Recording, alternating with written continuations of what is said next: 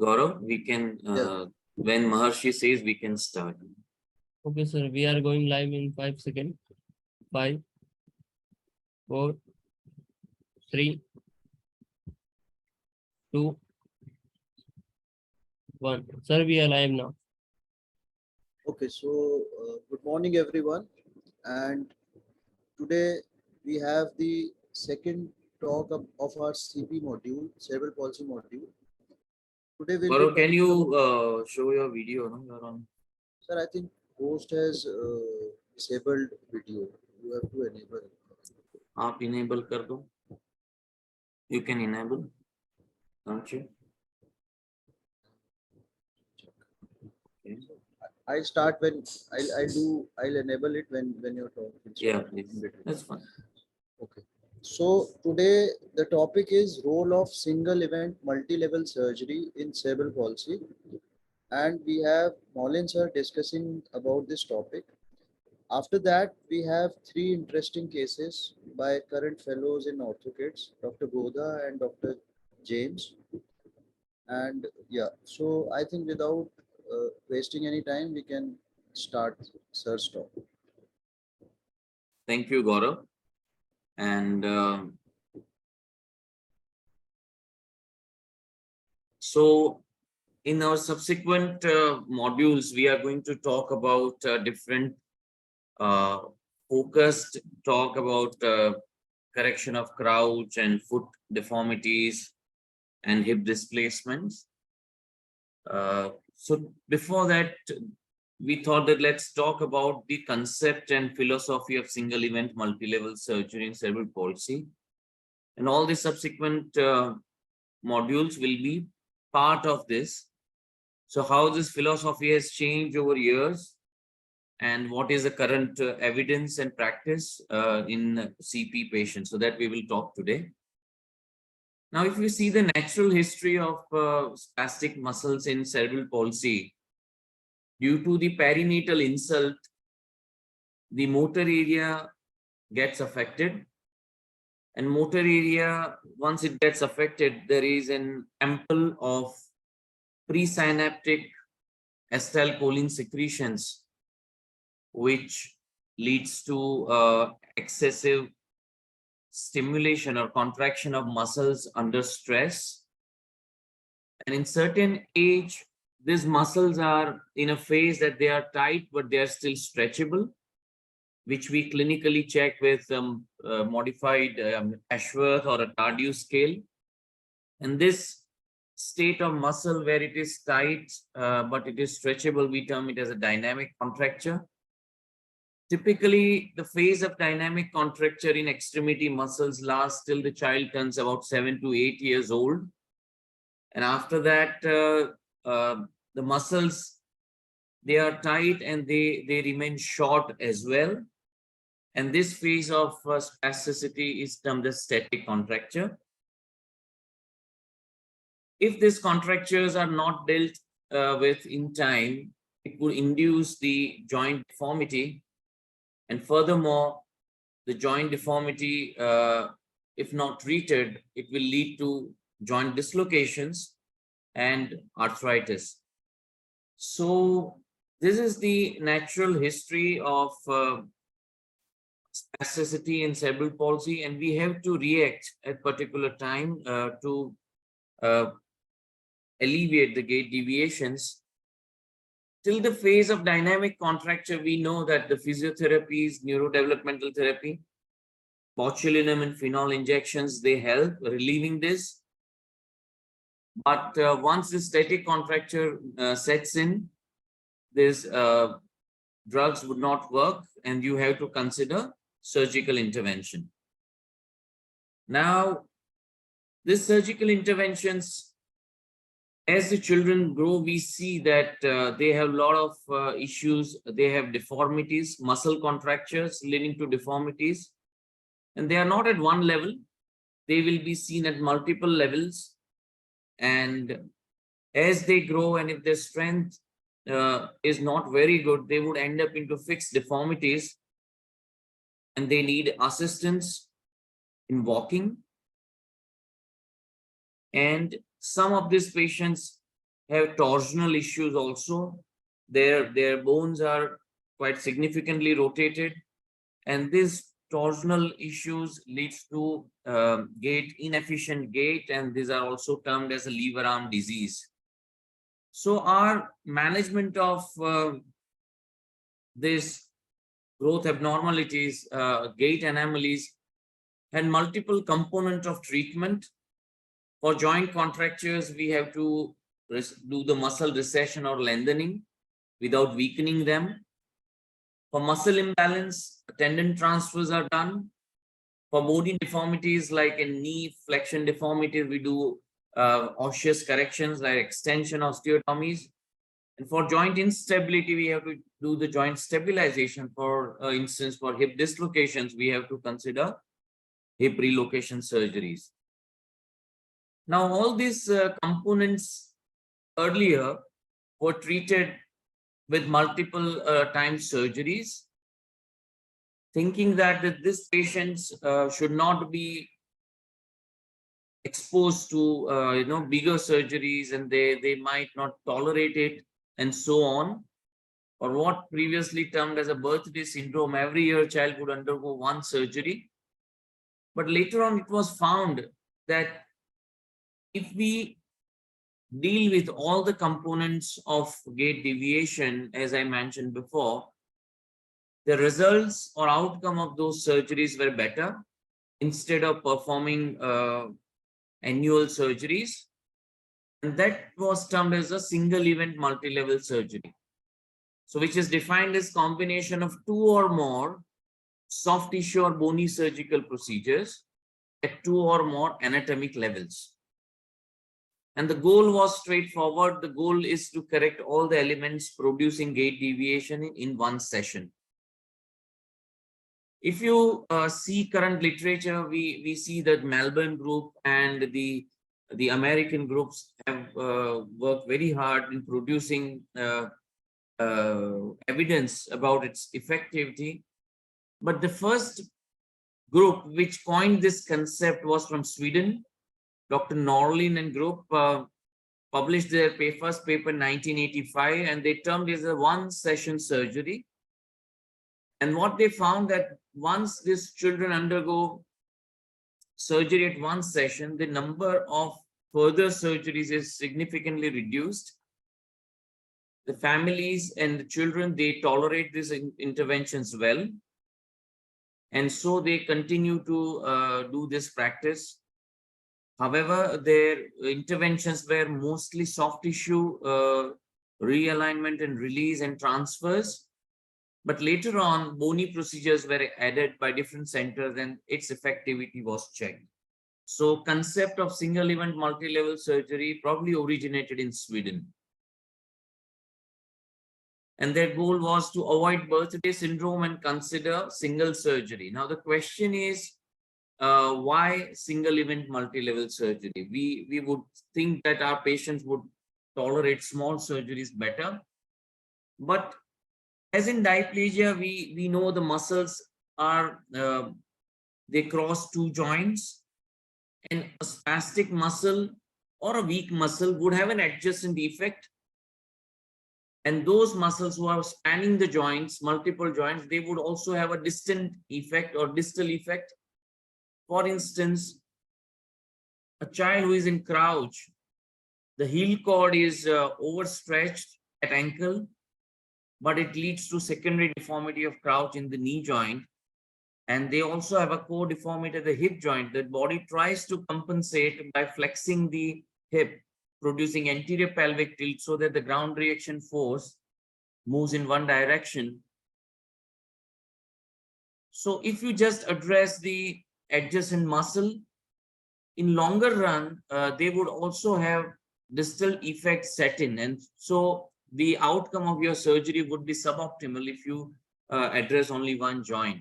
And that's why we have to treat all the elements in one go so that we can provide a good lever arm and the rehab can be robust. Another reason is there are evidence now that the amount of time the child spends in plaster during their childhood, It is directly proportionate to reduction in muscle strength. And the muscle strength reduction is quite substantial in cerebral palsy children, and we have to avoid it. And so the concept of early mobilization has come up after doing osteotomies, and we try to fix with plates and try to make the patients upright as quickly as possible so that their muscle strength is not hampered. It is also well evident now, especially in GMFCS 3s and 4s, that if a child spends a lot of time in plaster immobilization, their bone health deteriorates quite significantly. Now, this child has undergone multiple soft tissue surgery at other center, but child was not walking because there was significantly negative Z-score, and this child required bisphosphonates.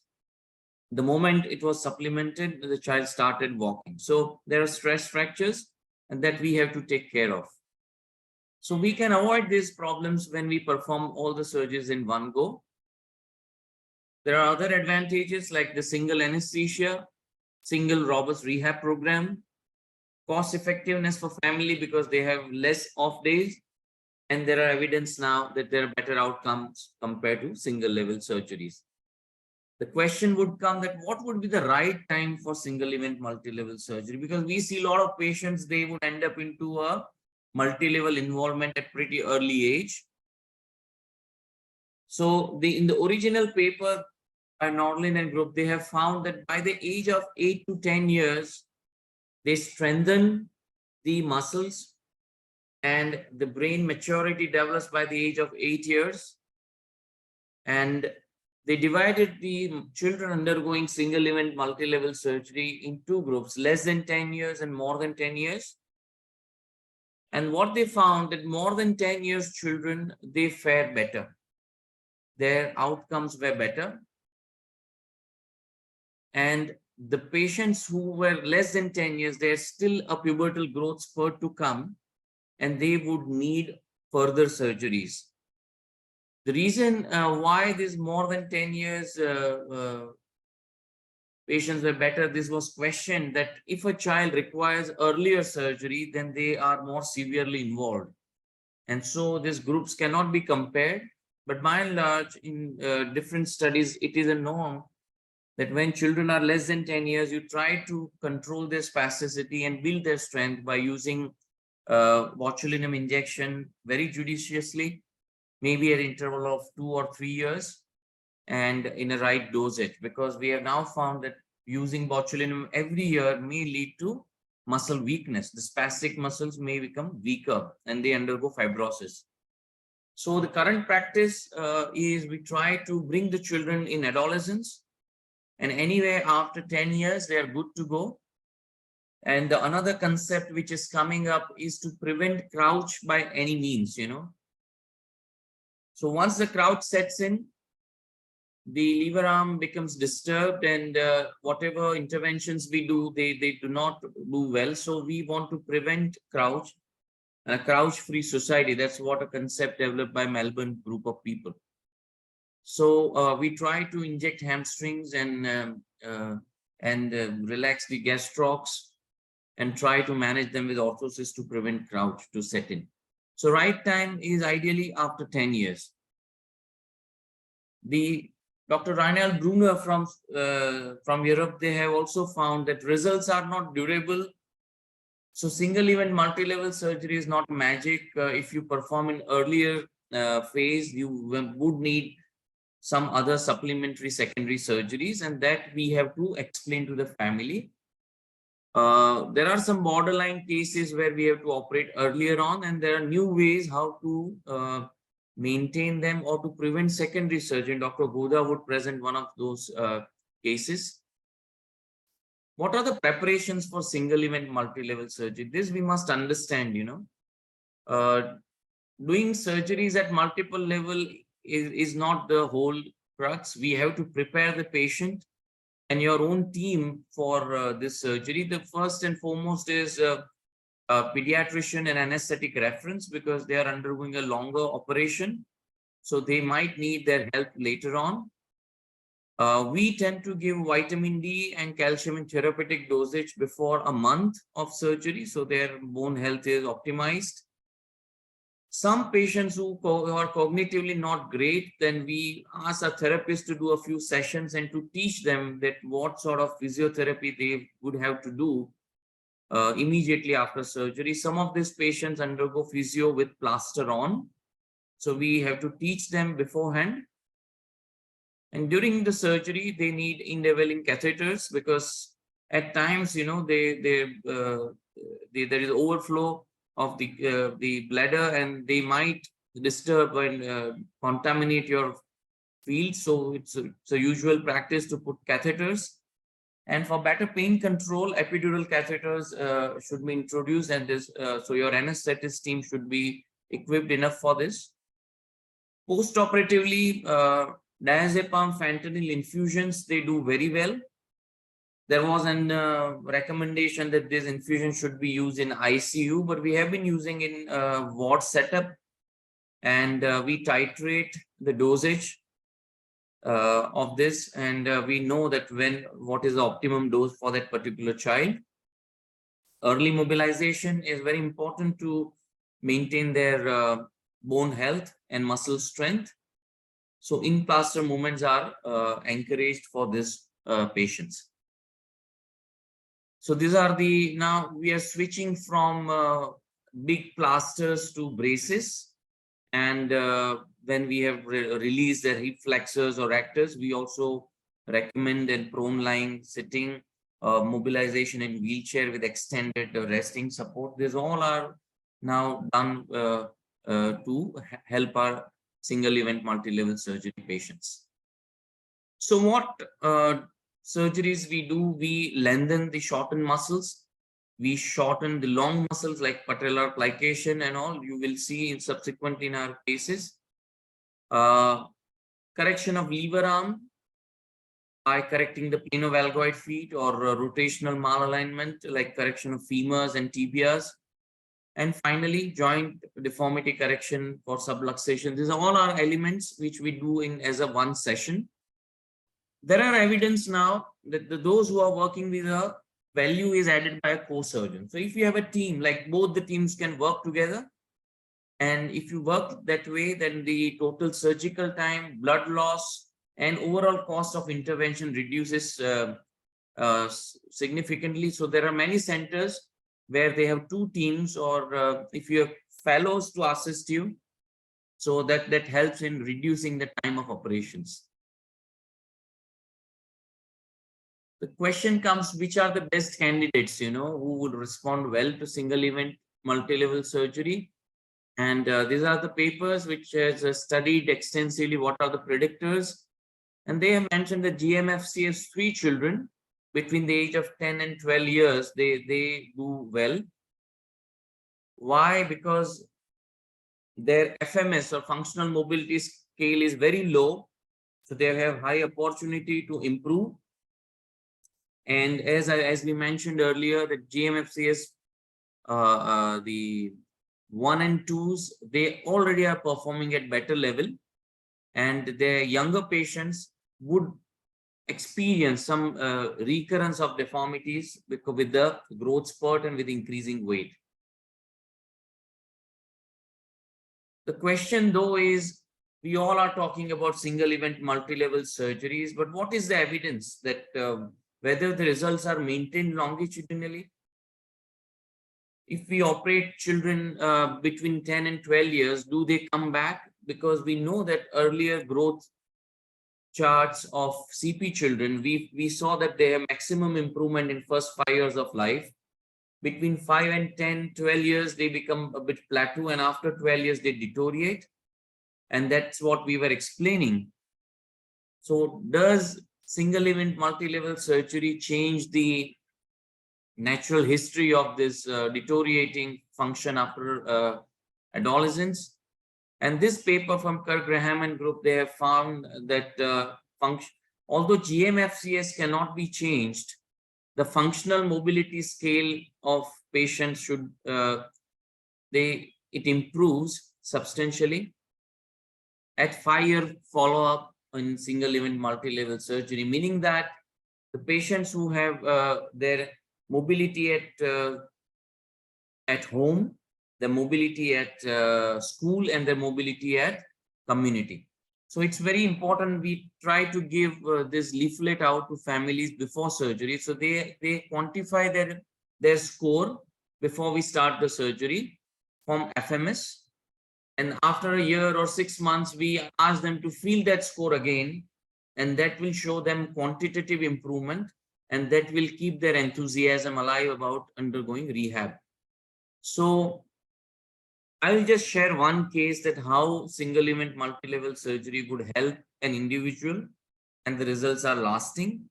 And then after discussion, we would have further cases. Now, this spastic diplegic child who is working at GMFCS 3, he presented to me with inability to walk independently for longer distance. He had frequent fall while walking. He had a premature birth, but they didn't have any associated seizure disorder or sensory issues. He started independent walking after 3 years, underwent regular therapy. No orthopedic intervention was done so far, and they were from a bit of a remote place. No Botox interventions were done. And you can see his gait is fairly unstable and energy inefficient gait. And he would need 1 or 2 adults to make him move in home as well as in the community. Of course, he could not go to the school because of these issues earlier on. And you can see that he has problems at multiple levels, including hip, pelvis, knee, and the foot. You can also see some torsional issues in this boy. And so this boy was referred to us. On his clinical examination, his hip abduction was only 30 degrees. There was no hip FFT or rectus tightness.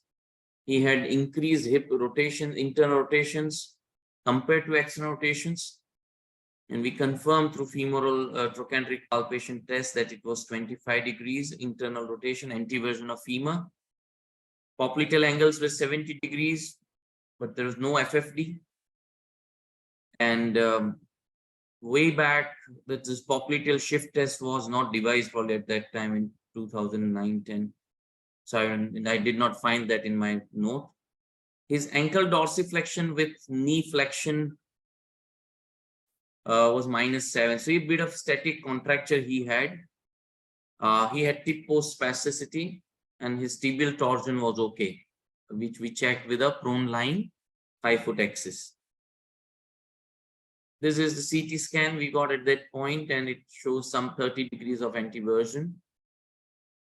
Now, interventions we did were combined soft tissue and bony procedures. We did bilateral hip adductor release, bilateral medial hamstring fractional lengthening. At that time, this SEMLS to adductor magnus transfer was not devised, so we were not aware about. And this boy had more of jump knee gait rather than a crouch.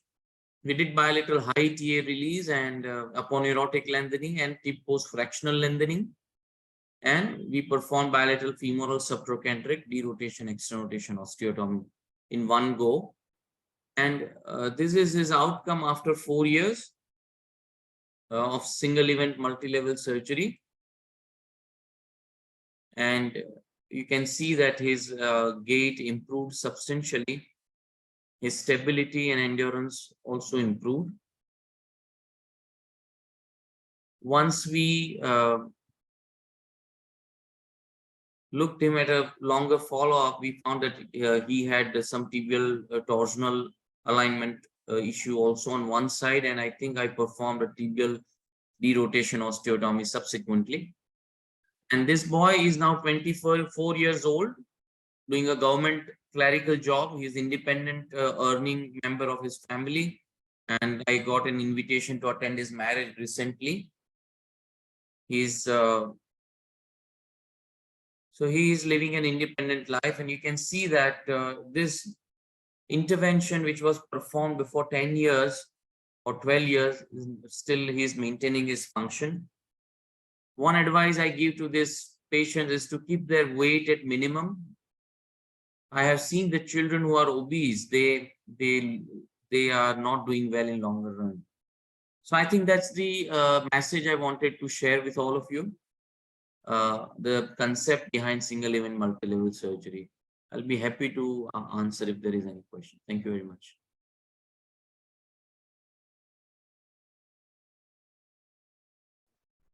So thank you, sir, for this very illustrative talk and telling us the importance of single event multi-level surgeries.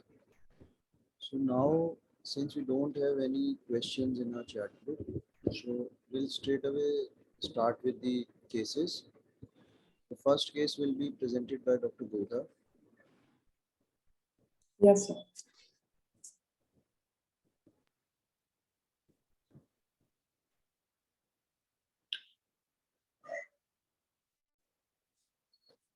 Good morning, everyone.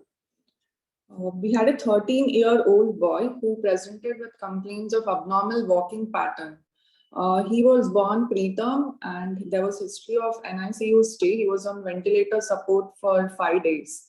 Parents reported that he had history of delayed milestones. All the milestones were delayed and he started walking only with support, that too with great difficulty, since the age of 4 years. On clinical examination, his intellect was good.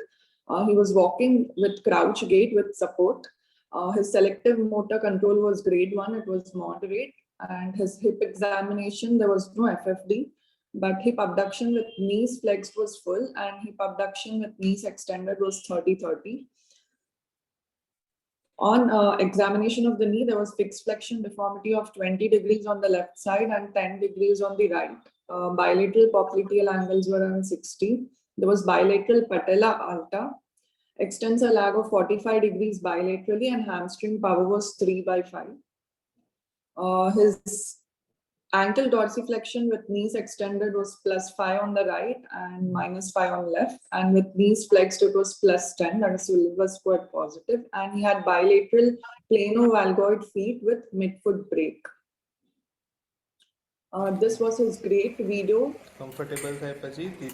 This is his gait video, preoperative video. So here we can see that he's walking with great difficulty with the help of a walker, and he has these frequent falls also. Significant crouch is also can be seen.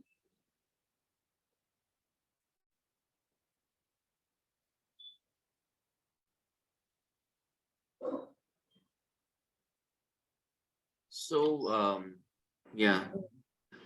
Go ahead. So with this clinical features, he was falling into the category of GMFCS level 3, and his functional mobility scale at this point preoperatively was he could only walk for 5 meters, that too with the help of another person or with a walker or a frame.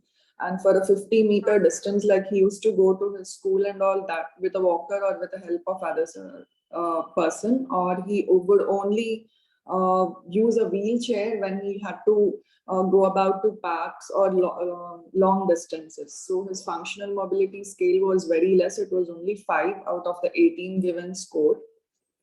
So I was talking about this, Godha, go back. Go onto the FMS slide. Yes. So, we have seen this very well in Erb's palsy patients, that if we have this HSCMS score, which is a quantitative measure of their improvement, if similar leaflet can be given to family before the surgery and ask them to score that how much your child is mobilizing in home, what assistive device he needs at home, in school and in community. So they can plot.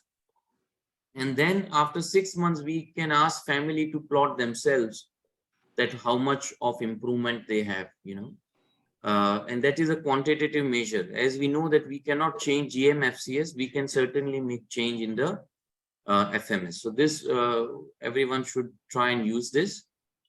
Now, going back to examination, Godha, go back a few slides about, go back. Yes. Yeah, just yeah, next slide. So it seems that he did not have much of the issue at the hip joint, but we were worried that now he has knee flexion deformities, but that were not at great extent. At the same time, hamstring power was also not optimum.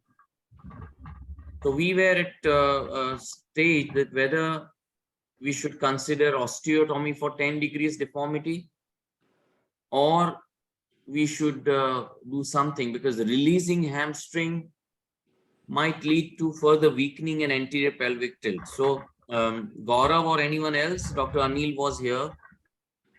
How would you deal with this child with significant extensor leg? Goda, can you show the video again? Yes. Comfort. So anyone, if you want to take that, what should be the intervention?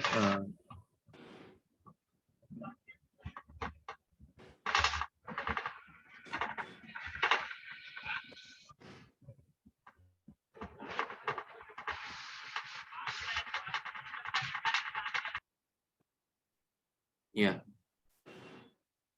Yes, sir. So, in this case, since the hamstrings are quite weak and extensor lag is also a lot, which suggests that quadriceps are also very weak.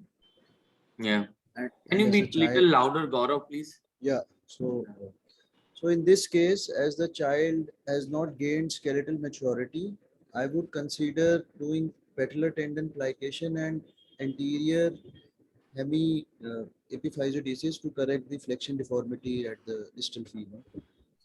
So the question is, in a presence of knee FFD,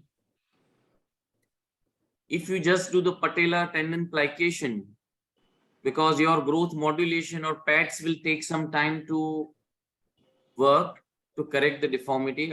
For about 20-degree knee flexion deformity, it might take a year to correct. So your plicated patellar tendon will get overstretched. So that's the concern. So Maulin, Harish here. yeah, Harish, please. For these small degree deformities, I usually put couple of casts. They usually stretch out. After couple cast, wets them out. 2 or max 3 casts. These small degrees. Yeah. So the Harish, this child had undergone casting at other place earlier. After casting, once the deformity is corrected, because you already said hamstrings are weak, further extensive release may cause more weakness. So what I do for these cases, stretch out with the cast. On table, usually get some amount of correction. When the patient the under anesthesia, then he stretch out, and you can do a patellar tendon plication. So if at all, if there is anything which is required, you can do a limited medial hamstring release. Right. So this child has undergone probably this casting already, and this is a residual deformity. Okay. So the dosage of hamstring, what should be the dosage? That's the question. Now, the dosage ranges from, you do a very high hamstring fractional lengthening. So you do aponeurotic lengthening of hamstrings at a very higher level, and we do not touch the lateral hamstrings because it is important for hip extension. So that is one dose.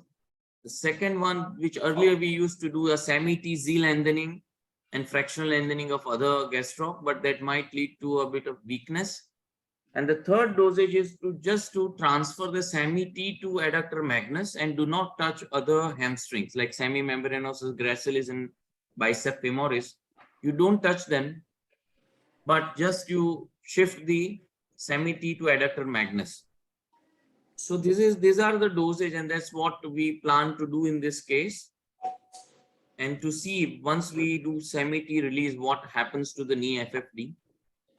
But there should not be any knee FFD at the time. If it is there, we should perform plication later on once it gets corrected. So let's go ahead, Goda, and show what we did. So what we did in the stage was bilateral semitendinosus to adductor magnus transfer, bilateral aponeurotic gastrocnemius recession, that is high TA, bilateral Moscas procedure to correct his planovalgoid feet, and left distal femur anterior PETs was done for the amount of fixed flexion deformity of knee, which we were not able to correct. Since he had some residual growth remaining, we thought PETs would give him a better correction. So this is a paper which was published in JBJS in the year 2015. This was done by Children's Orthopedic Hospital, Los Angeles, California. Anterior percutaneous hemiepiphysiodesis of distal aspect of femur. This was the technique which was described. So in this, these are the images from the paper itself. So the one on the right side shows fluoroscopic images, which show the appropriate positioning of guide wires for percutaneous placement of transphysial screws. And the wires should cross distal femoral physis in the anterior third. And the one on the left shows the clinical photographs showing the typical pin entrance sites and the stab incisions which were given later for the placement of the screws. So we went ahead and did the same procedure to correct the residual FFD which was present on the left side. These are the post-operative radiographs. And these videos are of the patient showing 2 years follow-up. His gait has significantly improved now. He's able to ambulate well at home as well as in school. There is no history of frequent falls now. The crouch has also improved. The FFD at the knee has improved compared to the previous pre-operative videos.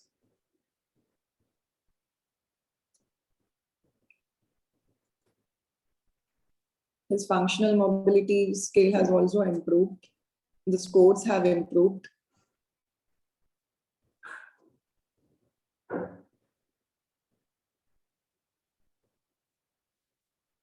Can you So, just repeat the first half of the treatment? I missed it. Before pardon, sir? the first half of the treatment, what was done? Yes. Did only the epiphyseal disease was done? Or- No, sir. Sorry? We have Yeah, okay. This part I missed it. So we have done a bilateral semitendinosus to adductor magnus transfer, high TA release, Moscas for the planovalgoid feet, and then for the residual FFD in the knee, we have done a PETS procedure. What was This- the, like under anesthesia, what was the knee deformity in this? It was 20 degrees on the left side. So No, I mean, after anesthesia, was it the same or? yes, Yeah, Hari's, yeah, that they were the same, 20 and 10. Same, okay. Fine. So on this right side, once we did the semi-T transfer, the knee FFD got relieved. But on the right side, on the left side, it did not relieve. It was, so we avoided patellar plication at this point. We just did the anterior pad screw Okay. and explained to the family that we will use an static AFO with a broader proximal strap, which would help pushing the tibia behind in stance. And this child might need an correction, osteotomy and patellar plication later on. So this is 2 years follow-up. We are following this child up. But, he has improved substantially. That FFD has gone. And as Gaurav asked, the knee extension leg is very minimal now. We are working on its strength and see how it goes. We are already will be planning patellar plication if he has the residual knee extensor leg. The brace, what you're using A for, right? He's using AFO, yeah. So, but A static AFO. Yeah, but there is no knee flexion. So maybe you may not No, require patellar tendon plication. In stance, the knee is in complete extension, right? yeah. I think he has couple of years growth remaining, and Goda, you can run the post-op video again. yes, sir. But one can see that these children have issues of, what do you say, it's a pelvis and limb dissociation issue. So their selective motor control is moderate. Their strength is moderate. So we cannot expect their GMFCS to jump or improve. They will be a what the message is, they would need some assistive device in community walking in school, but their endurance would increase. So functional mobility scale will improve.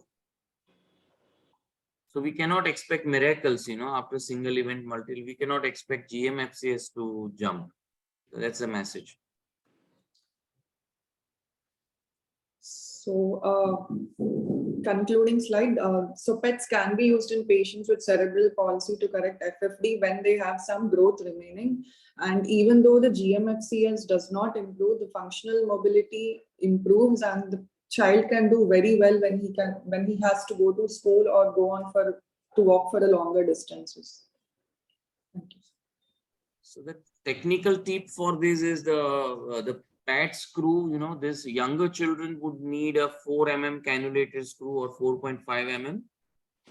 And then there are, this screw should be fully threaded, and the tip should be kept a little outside for ease of removal if we need. But it's very, we have seen patients with anterior 8 plates, but those anterior 8 plates, they leads to a lot of knee synovitis.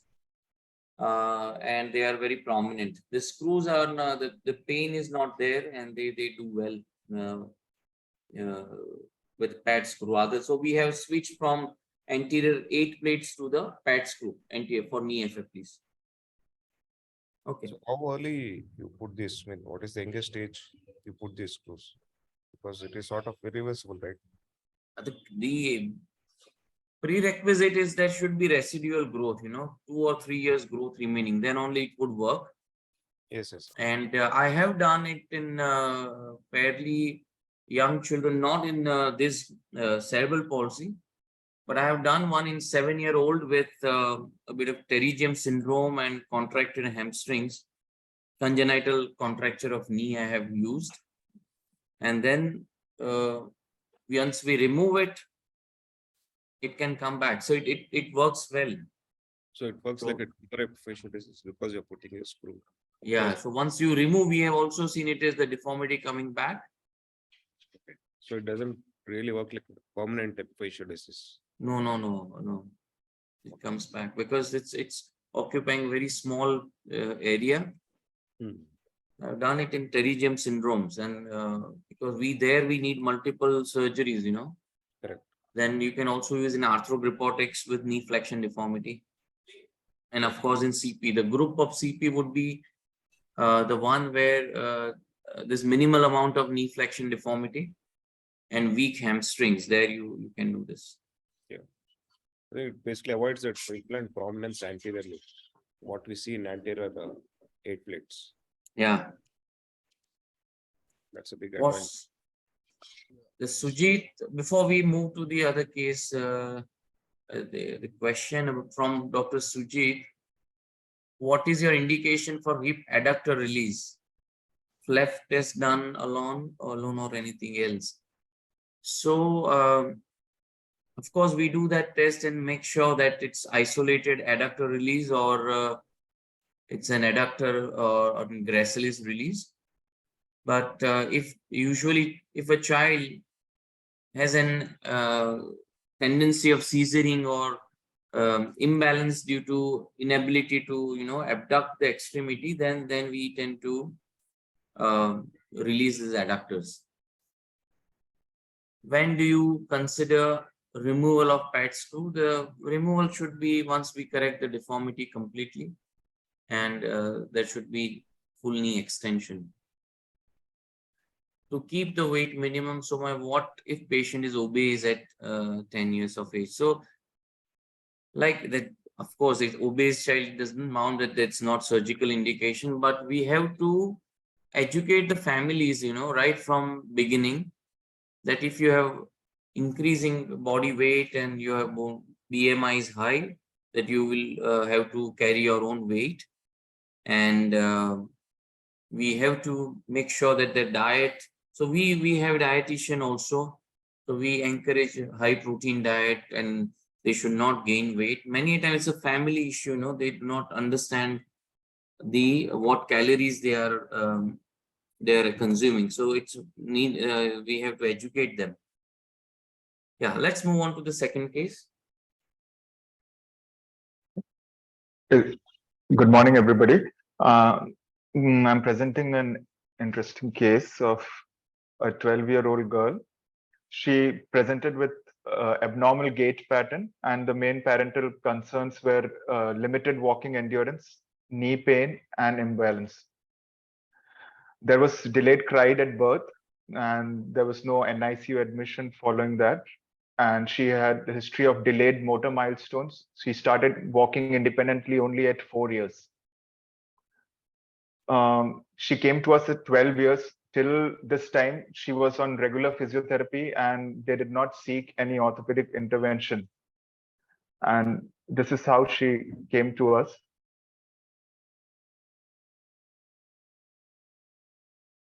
So we can see that she walks with a crouch gait. And she mainly, and her ambulation is limited to her home. Usually she does not go outside in the community. And when she goes out, she requires a walker, even in a school.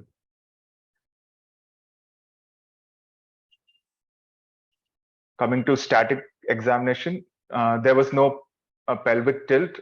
At the hips, there was a combined abduction angle of 100 degrees. There was no RF tightness, no hip FFD. Knees, bilateral, the popliteal angle R1 was 60 and R2 was 40. And there was no change with popliteal shift. Bilateral patella alta was seen, and quadriceps lag of 30 degrees was there bilaterally. The hamstrings and quadriceps strength was 4/5, and cervicothoracic test was positive.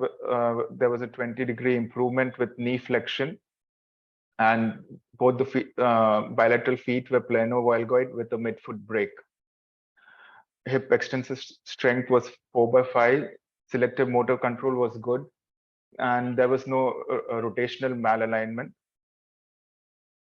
So she fell in this GMFCS 3 category, and the functional motor score at home, she was at 5, and in community for 5 meters we see at home.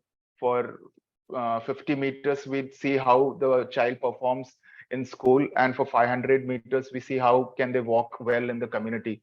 So pre-operatively she could not go walk in the community, so her score was just 5 and 3 pre-operatively. So the problems we had was crouch, and so the main question was what would be our dosage of surgery for that, and for the plano-valgoid feet, would we correct it now or would we accommodate it? So Joy, you can go back to your examination slide. Yeah. So anyone can comment or opine about what they would do. If we narrate, the hip and pelvis looks okay here. There's a typical crouch with short hamstrings with good strength. Patella alta with significant quad leg. Along with that, we have gastrocnemius, spasticity, tightness and shortening, and plano-valgoid feet. And there is not much of rotational malalignment, as Joy mentioned. So Gaurav, what would you do for this girl? So as we can see that there is. Let's play the video again, Joyans. Yeah, Gaurav, go ahead. Yeah, so we can see that there is a significant knee flexion and the ankles look overstretched, although the examination says that the crouch was the silver shoulder is positive.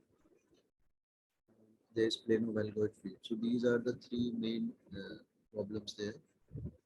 So definitely we need correction for the knee. So I will do semi-D transfer, and I will do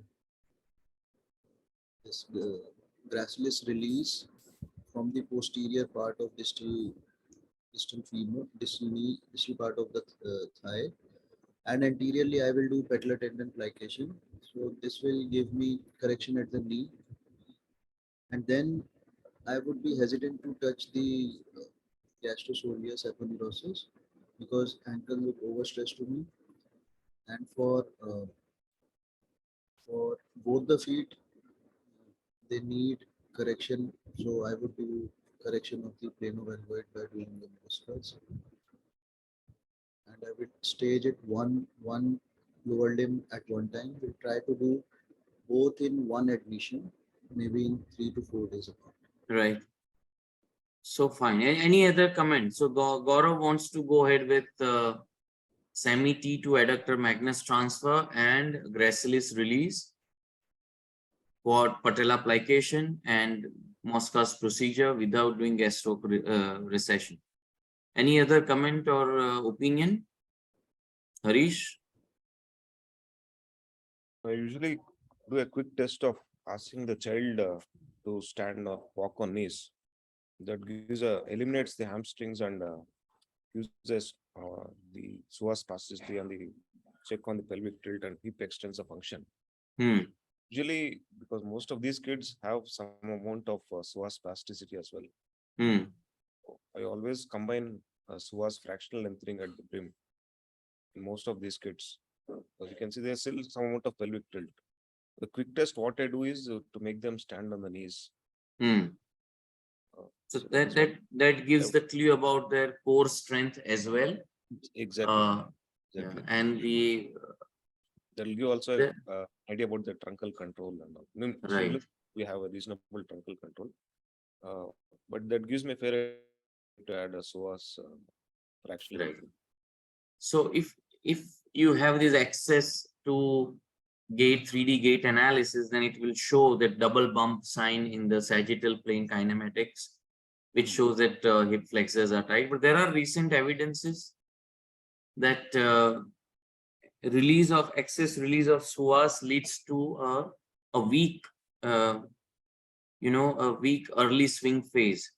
So I'm very critical, and if I see substantial knee flexion deformity, then only I'll intervene.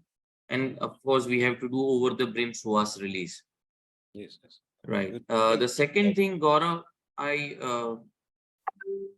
want to tell you that sometimes, when they are in planovalgoid, you see that the TA is overstretched. But the moment you correct the biomechanics, like do calcaneal lengthening, and you invert the foot, you will see that this TA is short. And then you are not able to, because of planovalgoid, the TA is shifted laterally. And so you know that we have to invert the foot and check what is the amount of tightness. When we mention that overstretched TAs, that means that they are in planovalgoid and there is dorsiflexion at the ankle. But if we invert and lock the ankle, you will see that we are not able to dorsiflex. So, so that this child had TA tightness. So let's see what we have done and what we have got. Yeah, Johannes, we can go ahead. So this was our plan. We did, and how we executed it. We did bilateral semitendinosus to adductor magnus transfer and bilateral high TA release, bilateral Moscas procedures, and bilateral patellar tendon plication. And this is her post-op gait video. We can see the crouch is gone and she has a plantigrade foot, and her FMS score improved to 6 at home, 5 at school, and 5 in community.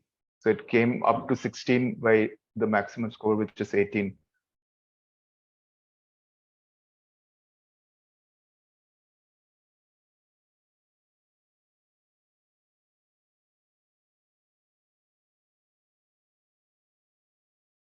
And this is a 4-year follow-up.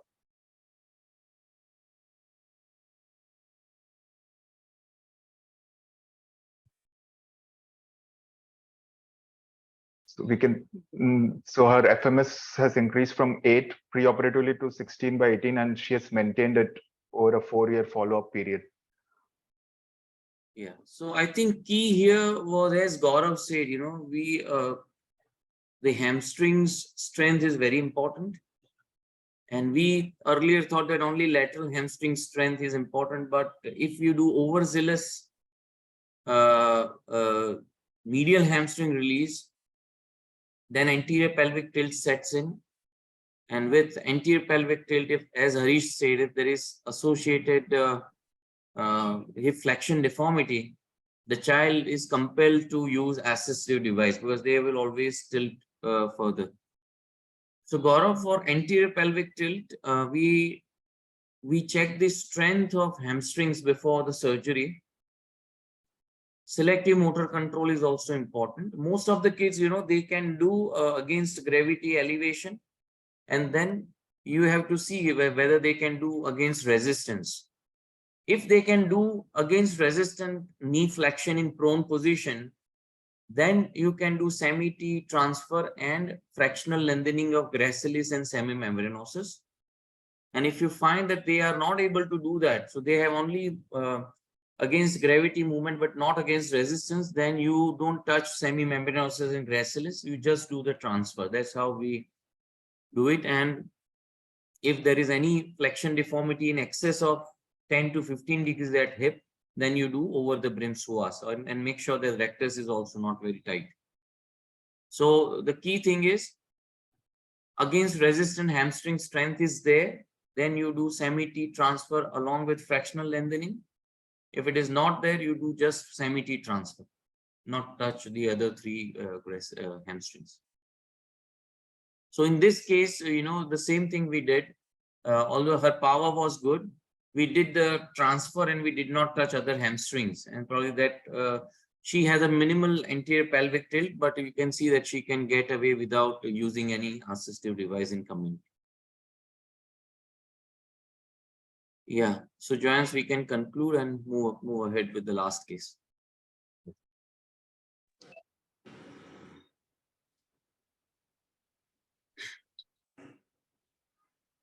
So yeah, Goda will present last. Any question by the time we come up?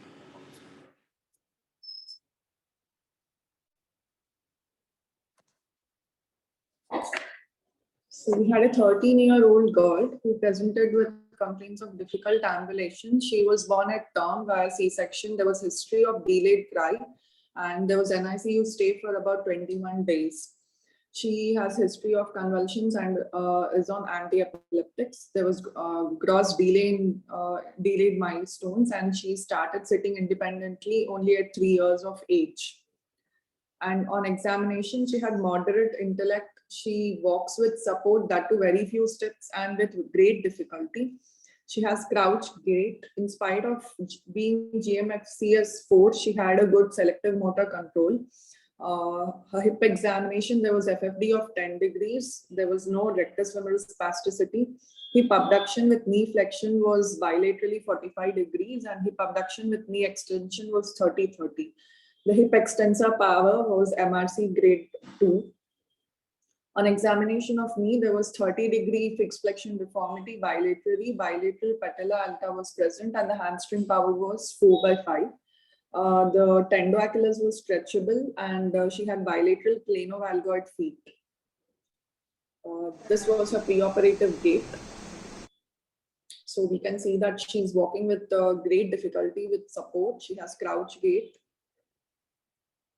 She was not ambulatory at home also. She had to be carried to the washroom as well. If she had to ambulate independently at home, she used to crawl or walk on her knees.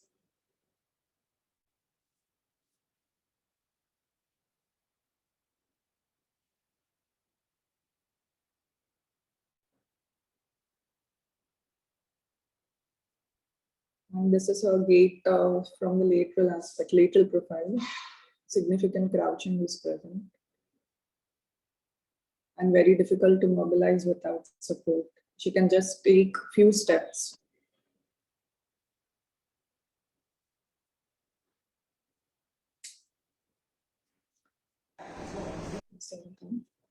So with this, she was a GMFCS4 because she had to use support and had great self-mobility with limitations. And her FMS score preoperative was only 3 out of 18 because she had to use support or wheelchair, support at home, and had to use wheelchair when she had to walk in the community. So what we did in this... go back. Yes. I mean, the point of discussing cases is to like discussing it what we think. Fine. So let us have a comment on Gaurav or other what we would do. And going back to examination, Huda, can we see the examination slide?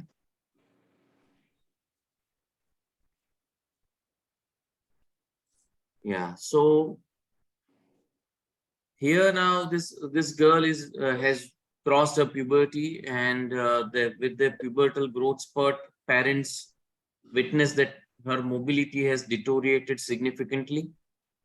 She has gained weight, and to shift her from bed to toilet or to dining area, they need a lot of support. And she is worsening. Her knee FFDs is progressing. So you can see there is minimal FFD at hip. There is limited hip abduction with knee extension. She has pelvic and extremity dissociation was also not very good. But though she could do things independently, like she had good selective motor control. Next slide, Goda. And then bilateral knee FFD of 30 and patella alta. So how would you react to this, Gaurav? Yeah, sir. So apart from the severe crouch she has, I can see that there's a lot of outgoing and the pedal are squinting medially. So I want to know about the Rotational profile also. Yeah. Surprisingly, I mean, we didn't find much of the rotational malalignment in this child. The planovalgoid is mainly producing this external rotation. Goda, did we have any mention about rotational malalignment? No, sir. No, Yeah. sir. The other thing is what we can expect in terms of outcome of this child. That is very important. What we should tell family, that whether doing multiple surgeries would help her or not. Yeah. What should be the Yes. goal? So we should counsel the family that definitely correcting the knee flexion will help the child in having a more energy efficient gait. But yes, we can't ensure that she will become independent walker ever. Although we can try our best with therapies post surgery. So that's very important, that a GMFCS4 would not jump to a GMFCS3 unless her physiotherapy has not been optimized. Now, this girl was receiving therapy for many years, and the family is quite supportive. So she was at her optimum level, So she was a really GMFCS4. So that is the first thing we have to explain, that we can improve the FMS, meaning her mobility inside the home, but we cannot change her ambulatory level. And we have to drive the family's expectations to a real level so that there is no conflicts or dissatisfaction after the intervention. But a minor improvement would also help this family, because carrying this adult, almost an adult child, to the activities of daily living, it's a huge problem, especially when parents are growing into their 50s. So we have to help them, but with this this goals clear. And what would you do for this significant amount of deformities, Gaurav? Would you go for soft tissue release, or you do something? Since she has fixed flexion deformity, I don't think doing soft tissue will correct it. So rather touching the soft tissues, I'll go for bony correction, correcting the flexion deformity, and if there is any rotational issue, we'll correct that too simultaneously. Right. So, and knee FFD in an adolescent and knee FFD in younger child are different. In younger children, we would do a limited hamstring release, and we do casting, sometimes the pad screws, because with the increasing length of bone, the lengthened hamstring will become relatively shortened again, and they will gain the strength. But FFD in adolescent, we want to preserve whatever hamstring power they have, because we know that the anterior pelvic tilt will become very disabling. And it is also very challenging for therapists to overcome that hamstring power, hip extensor power. So we have to preserve their muscle power. So I agree with you that we must go ahead with an osteotomies rather than doing soft tissue release. One more. What is your way of doing patellar plication? I will ask to Harish and Gaurav. Have you been practicing the same as you saw with us, or you have changed a bit? Sir, I'm doing the same. Doing the same. Yeah, Harish? Don't know Is what he we here? have been doing. Harish, Yeah, how do you do patellar plication? I make 3 slips. I don't detach any of them. Yeah. So Yes, you kind of double press it and suture it. Yes. That's what you do? Yes, that's what I do. Okay. Oh, and Anyone else? They do some augmenting like fiber cable or SS wire with the plication, or distalization of tuberosity. Anyone else? Fine. Let's see what happened with this child and what we did. Goda, please move ahead. So we did a bilateral distal femoral anterior closing wedge osteotomy and bilateral patellar tendon plication. We did a double breasting of tendon by winding it over an artery forceps and then suturing it. So that is Two and a half. Heinz technique of plication. And Goda can share that paper with all of you, mentioning different ways of doing plication. Yeah. 2.5 months post-surgery, while the child was on physiotherapy and she was in prone position, and the physiotherapist was trying to improve her flexion movement, range of movement, and suddenly she had to sneeze, and this led to a sudden snap was heard after this, and followed by excruciating pain in the left knee, and she was not able to do SLRT nor range of movement after that, and she was referred to the center. And on examination, there was a palpable gap in the mid-substance of the patella, in the operative the site of the left side, a significant gap in the mid-substance. And she was not able to do straight leg raising.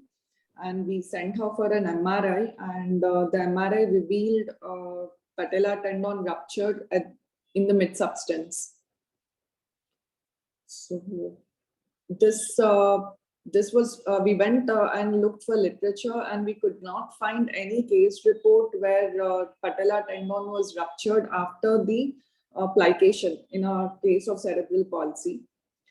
And, so here we have not shortened the tendon. I mean, cut and shorten. We have just double breasted, and with the Heinz technique we have double breasted it and sutured. But this is probably the first case report where the patellar tendon has shown mid-substance tear during rehabilitative therapy.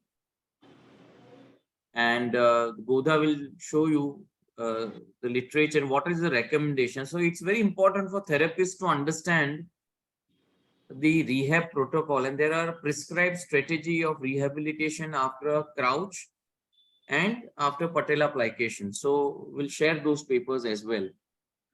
Yeah, Goda, show what we did. Yes, sir. So we intraoperatively, once we gave a midline incision and opened the site, we saw that the tendon there was mid-substance tear along with fraying of the margins of the tendon, and it could not be repaired by itself, direct suturing. So we had to augment it, and for augmenting it, we have taken fascia lata strips. 10 into 3 centimeters strips were taken. A strip was taken by a separate incision on the lateral aspect of the thigh. And then this long strip was divided into 3 separate pieces, 3 parts, and 3 strips were placed to augment this repair. And this is 1 year post augmentation and repair of it. She's now able to do SLRT. She has good range of knee movements. We do not see any palpable gap in the tendon. And we have done an ultrasound examination instead of an MRI because the child was claustrophobic. And this USG examination shows good continuity of the tendon, which was augmented. So it has been augmented well. The strength of it is also maintained. And this is a 1 year follow-up mobilizing videos, gait videos. Now she's able to ambulate well. Initially, she was not able to independently walk even at home. She needed some support, physical assistance, and now she's able to walk with the help of walker and take few steps without the help of walker also. She's able to go to school independently with the help of a walker. But for community walking, now she still requires a wheelchair assistance for longer distances. So for her FMS scores have significantly improved. And these are her recent gait videos. So from 3, it has improved to 6. What is important from this case is the rehabilitation of children with CP after single event surgeries. So this is a chapter which has been published by Kurt Graham and Thompson. This has stages of rehabilitation. So about 10 stages are present. The preoperative planning, inpatient stay, the first 3 weeks, 4 to 6 weeks, 7 to 12, 13 to 24, 6 to 12 months, and 1 year post surgery. So this is how the children have to be mobilized or rehabilitation has to proceed. So in the first post-operative period, the post-operative positioning is very important. So we have to teach the patient the prone mobilization as soon as possible in the post-operative period, because it maintains the length of iliopsoas. And progressive elevation of the bed is also required for long sitting, and it is also effective in stretching of the lengthened hamstrings. And the 4 to 6 weeks, if the child has not undergone any bony procedure, they can be immobilized in the first 3 weeks itself. And if the child has undergone some bony procedure, there will be a little delay that we can start weight bearing after 3 weeks. So within the first 1 to 3 weeks, all the children who have undergone soft tissue procedures can ambulate. Weeks 4 to 6 are very important period, and the priorities in this week to 4 to 6 are regaining of the muscle strength and encouraging the weight bearing and reintroducing of walking, because the dynamics of gait have been changed after surgery. So we have to reintroduce walking in this phase. And we should, as soon as possible, graduate the child to crutches, to forearm crutches in the early 4 to 6 weeks. After that, the 7 to 12 weeks, they have to start doing strengthening and functional exercises. And they have to walk with the help of an AFO only, except when they are doing hydrotherapy. That is when AFOs can be removed. And rehabilitation progression from 13 to 24 weeks. Here it is to reduce the dependence on wheelchairs and the posterior walkers. So children should move with the use of forearm crutches. They should be able to walk independently, if possible, that is. And children should also commence to difficult tasks like supervised use of stairs. This should also be started in the weeks 13 to 24. And rehabilitation progression from 6 to 12 months. Here resistance training can be started, and gym-based activities can also be started with standard equipments. So the conclusion from this is post-operative protocols after single event multi-level surgeries are very crucial, and they have after we do a patellar tendon plication or a knee flexion deformity surgeries, they have to be progressed gradually to improve the knee range of movements. Any aberrant or acute sudden or forceful improvement in knee range of movements might lead to this patellar tendon ruptures, which we have seen in this case. So this gradual progression to improve range of movement is very important. So the therapists tend to do core strengthening in a high kneeling position. Now all these patients need core strength, so they put them in high kneeling position. But once you do patella plication, that high kneeling position should be avoided. This paper shows that more than 90 degree of flexion should be attempted after 1 year of patellar surgery. In India, we have need that or family that my child needs to sit cross-legged. So we have to explain to the physios as well as the family that the cross-leg sitting should be avoided for at least 1 year after this surgery. And the core strengthening with a high kneeling position should be avoided, because if child does not have good control, they may need to this complication. And we are on the verge of publishing this in JBJS case report. So we have done 2 revisions, and I'm sure that this will get through and will get published into JBJS. Fine. So that was nicely presented, Goda. So I think, Gaurav, we will conclude if we don't have any question, and we'll share. I'll ask Goda to share this paper. We have a very important paper in our fellows group, so that all can learn from that. Both the papers, one the techniques for patellar tendon plication and the rehab paper, both are very important.